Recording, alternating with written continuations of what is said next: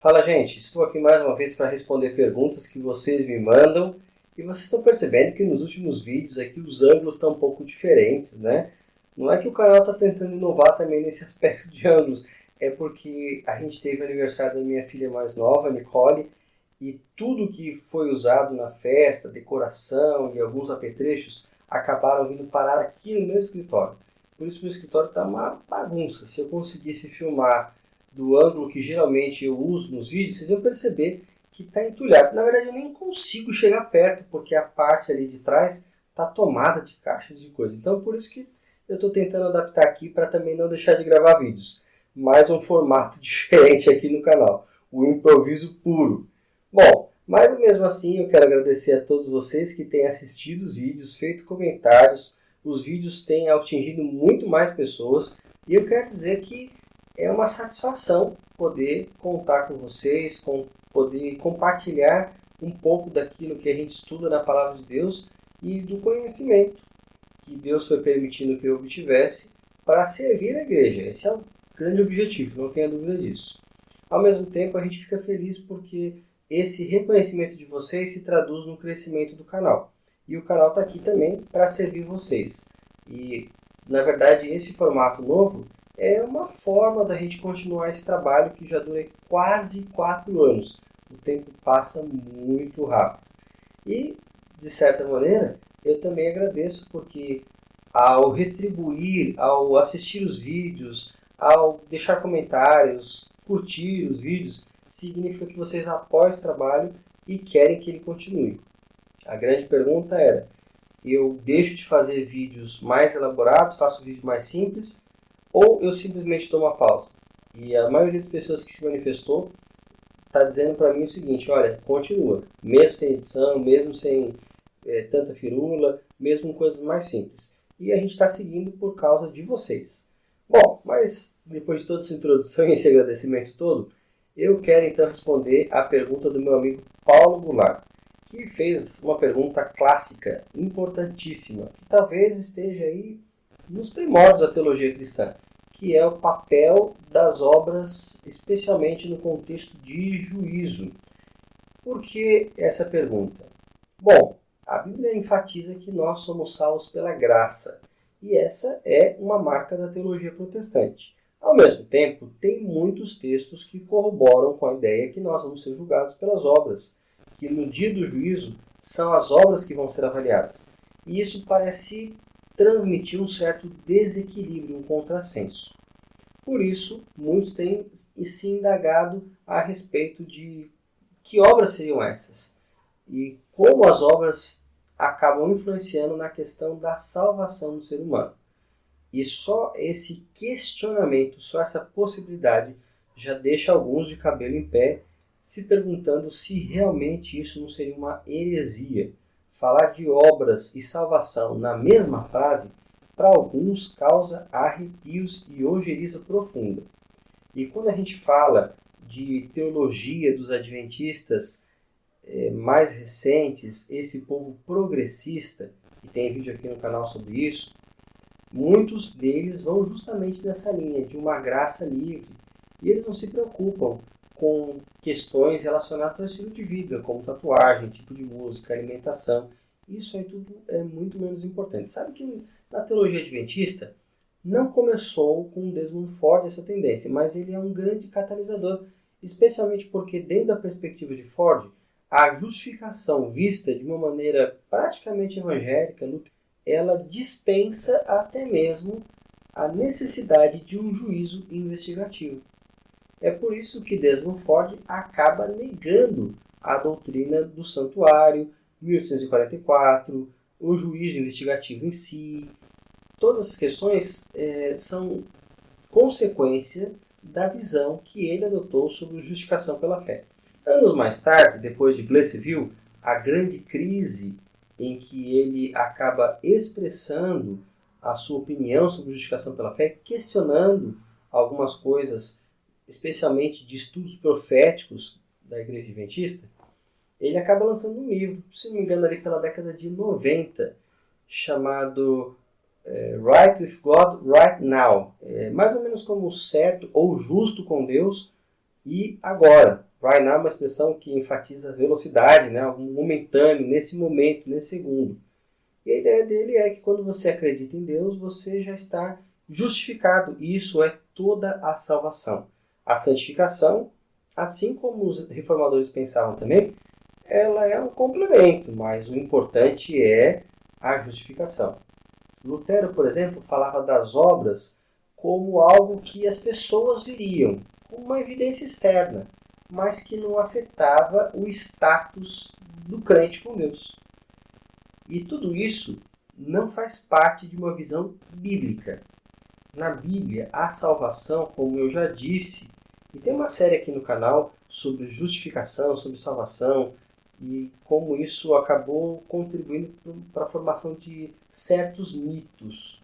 Porque a teologia adventista encara esses assuntos de uma perspectiva completamente diferente dos evangélicos. Eu fiz esses vídeos bem curtinhos numa série, mas recentemente também eu fiz uma palestra no NASP um pouco maior, falando sobre a visão dos pioneiros adventistas a respeito de salvação, em contraste com a teologia católica clássica. Esse é um vídeo mais longo, eu recomendo para aqueles que têm muito interesse nesse assunto, e eu acredito que seja compensador, mas você vai precisar de um tempinho mais. Aqui nesse vídeo eu vou dar uma resposta um pouco mais concisa, estou indicando esses materiais complementares que podem ampliar a visão sobre esse assunto. Mas, em linhas gerais, a teologia adventista ela entende que a salvação não é apenas um evento, não é apenas um encontro com Deus, ela é um processo.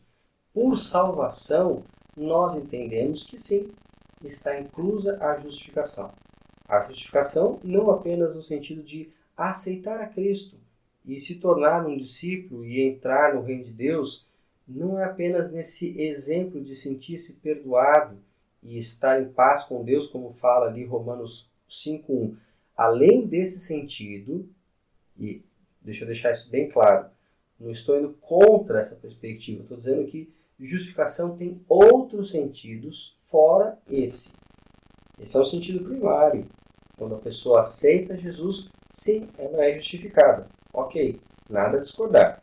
Mas existe também justificação no sentido de perdão, perdão no meu relacionamento cotidiano com Cristo, e justificação final, quando Jesus termina o seu julgamento, então o crente é justificado. Isso faz parte da salvação. A justificação nessas três perspectivas.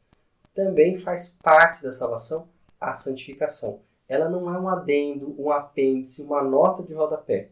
Não, ela também é parte do processo de salvação. A gente fala de justificação e santificação de forma separadas, seguindo o modelo bíblico e para tornar didático. Mas está tudo integrado, é um pacote só. Não existe santificação sem justificação, da mesma maneira que não existe justificação sem santificação.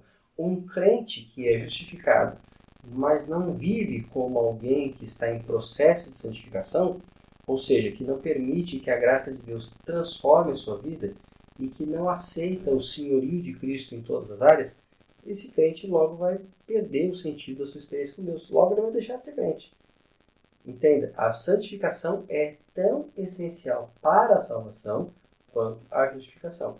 Ambas fazem parte do mesmo pacote. O pacote completo é a salvação.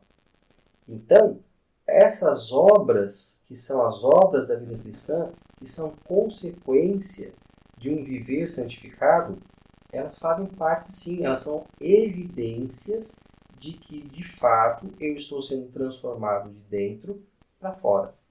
Elas fazem parte da minha salvação, não certamente como a causa, mas como produto da salvação. As obras, portanto, são essenciais. Não existe cristão sem obras. As obras aqui, nesse sentido, não são as obras da carne, as obras do orgulho, as obras que eu faço para tentar ganhar a atenção e o perdão de Deus. Mas são as obras de alguém que tenta, pela fé, seguir o exemplo de Cristo. Alguém que ouve diariamente o Espírito Santo. Alguém que se permite, pelo contato com a palavra de Deus, ser transformado, passar por uma experiência de renovação de vida. Alguém que, pela fé, começa a obedecer E esse ato de obedecer é Deus quem nos capacita a fazer isso. Nenhum cristão obedece a Deus de iniciativa própria, porque o nosso coração ele milita contra essas coisas. A nossa tendência pecaminosa ela nos afasta daquilo que é certo. Por isso que a vida cristã é uma luta. E quando eu obedeço e quando eu ajo pela fé, eu estou, na verdade, ajustando a minha perspectiva em todos os sentidos, mental, comportamental, as minhas palavras, com a vontade do Senhor. Então, nesse sentido aí, as obras sim fazem parte da salvação como resultado. E claro, no juízo, essas obras vão ser julgadas, porque o julgamento vai justamente analisar que efeitos a salvação produziu na minha vida, nos meus pensamentos, nas minhas palavras, nos meus atos. Se de fato eu fui salvo, isso vai ficar marcado no tipo de vida que eu escolhi viver. É bem simples isso. Claro que eu estou resumindo aqui numa linguagem didática, teria muitos outros aspectos para serem tratados. Mas, em linhas gerais, é fácil a gente fazer a correlação entre obras e salvação, desde que a gente tenha uma perspectiva correta de salvação.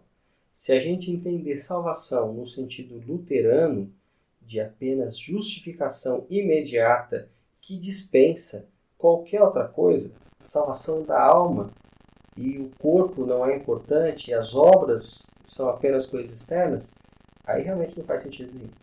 Então, se eu tiver a perspectiva correta, eu vou poder valorizar o papel das obras. E aí, pessoal? Quais são as próximas perguntas? Estou aqui esperando vocês perguntarem. Mande a sua pergunta. Não se esqueça de colocar nos comentários também. Às vezes eu posso estar abordando a questão, mas talvez você quisesse saber mais, quisesse entender mais aprofundadamente, ou talvez por uma outra perspectiva, ou talvez a minha resposta tenha suscitado outras perguntas. Isso é um processo de diálogo. Então, se você tem perguntas, coloca aqui embaixo nos comentários que, dentro do possível, dentro daquilo que alcançar a responder, eu vou fazer o meu melhor para poder ajudar você a clarear e entender melhor o que a palavra de Deus nos mostra. Isso é importante porque estamos nos últimos dias e queremos de fato nos preparar para o reino do Senhor que em breve virá. Deus abençoe você, uma boa semana e até o nosso próximo vídeo.